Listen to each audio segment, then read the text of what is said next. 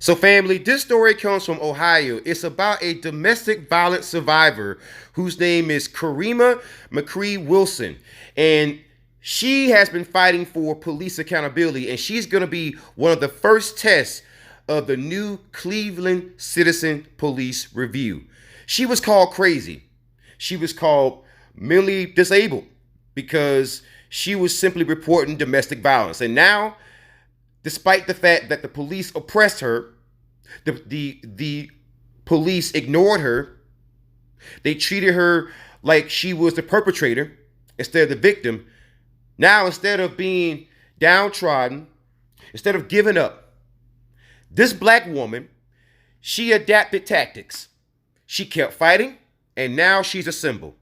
And this video is somewhat of a tribute to her. And so this woman survived for more than 8 months after the attacks by the person that she was with went unchecked. And the officers with the Cleveland Police Department, they would routinely ignore her. There was consistent apathy. They treated her like she was essentially pestering them, and as if she was just lying and that she was making the whole thing up and that she was mentally ill. And what do you know? It turns out that she was telling the truth the whole time, because back in February of this year, she told her story to the city's Civilian Police Review Board, which considers allegations of officer misconduct and makes disciplinary recommendations. By revealing her name during the public hearing, she allowed herself to become a symbol of domestic violence survivorship in Cleveland, even though she knew that allegations of mental instability would surface.